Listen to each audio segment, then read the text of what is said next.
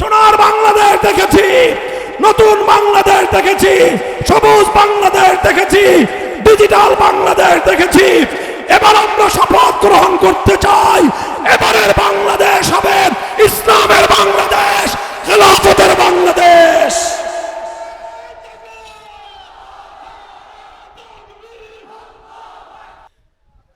53 বছর পর্যন্ত বাংলার ছাত্র জনতাকে এভাবেই পরস্পরকে আলাদা করে রাখা হয়েছিল। 24 জুলাই বিপ্লব সেই সকল বিভেদের দেয়ালগুলো ভেঙে গুড়িয়ে দিয়ে স্কুল, কলেজ, ইউনিভার্সিটি, আলিয়া মাদ্রাসা, কওমি মাদ্রাসা সকল ছাত্র জনতাকে রাজপথে এক কাতারে দাঁড় করিয়ে দিয়েছে। তারা স্লোগান তুলেছে, তারা আল্লাহু আকবার আওয়াজ তুলেছে রাজপথে, তারা দিল্লির আধিপত্যবাদের বিরুদ্ধে লড়াই করেছে রাজপথে, স্লোগান তুলেছে। তাদেরকে লক্ষ্য করে স্বৈরাচারের পোষা বাহিনী কাঁদানে গ্যাস নিক্ষেপ করেছে, গোটা রাজপথ ঝাঁঝালো হয়ে গেছে। তারা বুলেট ছুড়েছে, সেই বুলেট বিদ্ধ হয়ে রাজপথ আমার সন্তানের বুকের রক্তে লাল হয়ে গিয়েছে। যেই রাজপথে তারা স্লোগান তুললো, মিছিল করলো, যেই রাজপথে তাদেরকে কাঁদানে গ্যাস নিক্ষেপ করে ঝাঁঝালো করে তোলা হলো, যেই রাজপথে তার ভাইয়ের রক্ত লাল হয়ে গেল, যখনই নামাজের ওয়াক্ত হলো আমার এই ছাত্ররা ঐক্যবদ্ধ হয়ে এক ছাত্র আল্লাহু আকবার আযান দিল, আরেক ছাত্র ইমামতির জন্য রাজপথে দাঁড়িয়ে গেল। জায়নামাজ লাগে নাই, চাদর লাগে নাই, কম্বল লাগে নাই, কার্পেট লাগে নাই, গালিচা লাগে নাই, মখমল লাগে নাই। ওয়াজুইলাত লানাল আরদু কুল্লুহা মাসজিদান ওয়া তাহুরা। আমার নবী বলেছেন আমার উম্মতের জন্য तमाम পৃথিবীকে আল্লাহ মসজিদ বানিয়ে দিয়েছেন। হাইসুমা আদরাকাতকা সালাত ফাসাল্লি, যেখানেই নামাজের ওয়াক্ত হবে সেখানে আল্লাহর দরবারে সিজদা করো। রাজপথে আমার ছেলেরা কোনো গালিচা নাই, কোনো জায়নামাজ বিছাতে হয় নাই। ওরা যেই রাজপথে বুকের রক্ত ঢেলে দিয়েছিল সেই রাজপথে দাঁড়িয়ে আল্লাহু আকবার বলে নামাজে দাঁড়িয়ে গেল, সেই রাজপথকে জায়নামাজ বানিয়ে আল্লাহর দরবারে সিজদায় লুটিয়ে পড়ল। নামাজের পর কচি কাঁচা হাতগুলো যখন আল্লাহর দরবারে ফরিয়াদের হাত উত্তোলন করেছিল, এখনো তোমরা নেট দুনিয়ায় দেখো, এখনো নেট দুনিয়ায় ভাসছে সেই দৃশ্যগুলো। আমার সন্তানেরা কিভাবে চোখের পানিতে বুক ভাসিয়ে খোদার কাছে ফরিয়াদ করতেছে, কিভাবে আল্লাহর দরবারে সাহায্য কামনা করতেছে, দেখো নাই? না দেখে থাকলে আবার দেখো খুঁজে খুঁজে। এমনিতেই বিজয় আসে নাই বাংলার মুসলমানদের কপালে। আর্তচিৎকার করে আল্লাহর দরবারে ফরিয়াদ করেছে। আমার আল্লাহ সাহায্য করেছেন কি করেন নাই? বলেন, সাহায্য করেছেন কি করেন নাই? যদি আমার আল্লাহ সাহায্য না করতেন 5ই আগস্টের অপরাহ্নে ইতিহাসের বর্বরতম ফেরাউনি শাসক দিল্লির কেনা গোলাম বাংলার ক্ষমতার মসনদ থেকে পালিয়ে যেতে বাধ্য হতো না। মুহতারাম হাজিরিন, কথা লম্বা নয়, আমার আখেরি পয়গাম, 24-এর বিপ্লব এখনো শেষ হয় নাই। ইতিহাসের 3 নম্বর বাক বদলের কথা আমি তোমাদেরকে বলতেছি। ইতিহাসের এই 3 নম্বর বাক বদলের সময়, হে আমার বাংলার আত্মাভিমানী মুসলমান, হে বাংলার সচেতন তরুণ যুব সমাজ, হে বাংলার শিক্ষিত সমাজ, হে বাংলার বৃদ্ধ সমাজ, আমি আবার বৃদ্ধ বনিতা বাংলার মুসলমানদেরকে ডেকে ডেকে বলতে চাই, জাতি ধর্ম বর্ণ নির্বিশেষে প্রতিটি মানুষকে আমি ডেকে ডেকে বলতে চাই, এই যে বিপ্লব শুরু হয়েছে এই বিপ্লব এখনো শেষ হয় না। এখন একটা সনদ বাস্তবায়ন করার মধ্য দিয়ে এই বিপ্লবের দ্বিতীয় ধাপ অর্জিত হবে। আর এই বিপ্লব সেদিনই সফল কাম হবে, সেদিনই সফল কাম হবে যেদিন বাংলার মাটি থেকে সমস্ত গায়রুল্লাহ এবং তাগুতের অপশাসন উৎখাত হবে।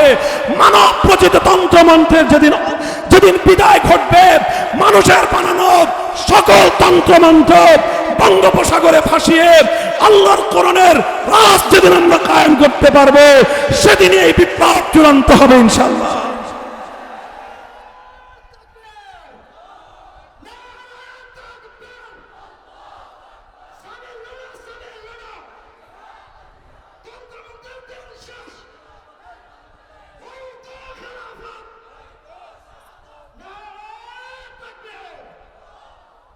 ভাই আমার আখেরি পয়গাম, আমি আপনাদেরকে একটা কথা বলে যাই। দেখেন, অনেক রঙের বাংলাদেশ দেখেছি আমরা।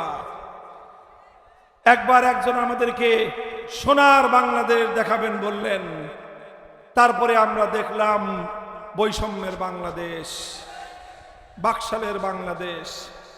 আরেকজনে আসলেন, তিনি বললেন এবারের বাংলাদেশ হবে নতুন বাংলাদেশ।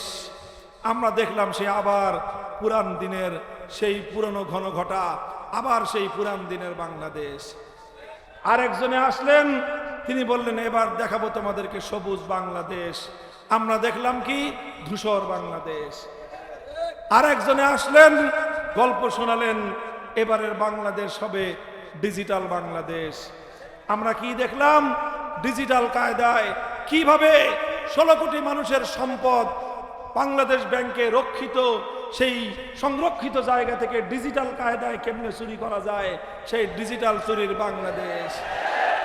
আমরা দেখলাম বাংলাদেশের মানুষের মাথার ঘাম পায়ে ফেলানো কষ্টার্জিত সম্পদ আমার বিদেশে প্রবাসী রেমিটেন্স যোদ্ধাদের তিল তিল করে উপার্জিত পয়সা দেশে পাঠায়, আর সেই দেশের টাকা ডিজিটাল কায়দায় কিভাবে বিদেশে পাচার করে বেগম পাড়া করা যায়, সেই ডিজিটাল বেগম পাড়ার বাংলাদেশ। সব রঙের বাংলাদেশ দেখা আমাদের শেষ। সোনার বাংলাদেশ দেখেছি, নতুন বাংলাদেশ দেখেছি, সবুজ বাংলাদেশ দেখেছি, ডিজিটাল বাংলাদেশ দেখেছি। এবার আমরা শপথ গ্রহণ করতে চাই, এবারের বাংলাদেশ হবে ইসলামের বাংলাদেশ, খেলাফতের বাংলাদেশ।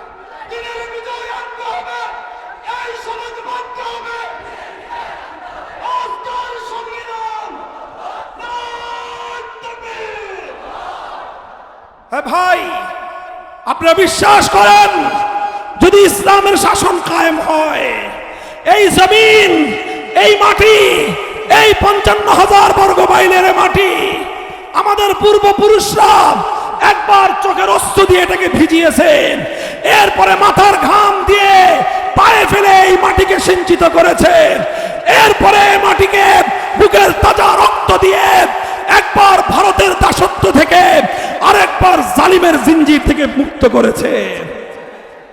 কেন করেছে? কোন মানুষের শাসন দেখার জন্য নয়, কোন মানুষের তন্ত্রমন্ত্র দেখার জন্য নয়। হে বাংলার তরুণ জনতারা প্রমাণ করেছে বিপ্লবের জন্য কোন রাজনৈতিক বড় দলের প্রয়োজন হয় না। তরুণ জনতারা দেখিয়েছে বিপ্লবের জন্য রাজনৈতিক বড় কোন নেতার প্রয়োজন হয় না। হে তরুণ জনতা, তোমরা ঘুরে দাঁড়াও, তোমরা মুষ্টিবদ্ধ করো হাত, আল্লাহু আকবারের স্লোগানে রাজপথে নামো। ইনশাআল্লাহ আগামীর বাংলাদেশ হবে আল কোরআনের বাংলাদেশ, আগামীর বাংলাদেশ হবে ইসলামের বাংলাদেশ, আগামীর বাংলাদেশ হবে খেলাফতের বাংলাদেশ। কাজ করবেন তো ইনশাআল্লাহ? প্রস্তুত আছেন তো? শান্তি প্রিয় উপায়ে চেষ্টা করব, প্রথমে ঘাম ঝরায় চেষ্টা করব, কান্নাকাটি করে চেষ্টা করব। যদি ঘাম আর অশ্রুতে কাজ না হয়, আর যদি আরেকটি লড়াইয়ের প্রয়োজন হয়, আরেকটি যুদ্ধের প্রয়োজন হয়, আল্লাহর দ্বীনকে বিজয়ী করার জন্য, আল কোরআনের সমাজ কায়েম করবার জন্য, যদি আরেকটি শহীদ ঈদগাহ কায়েম করতে হয়, সেই শহীদ ঈদগাহে মাথায় কাফনের কাপড় পরে রক্ত দেওয়ার জন্য কারা কারা শরীক হবে, কারা কারা শরীক হবে?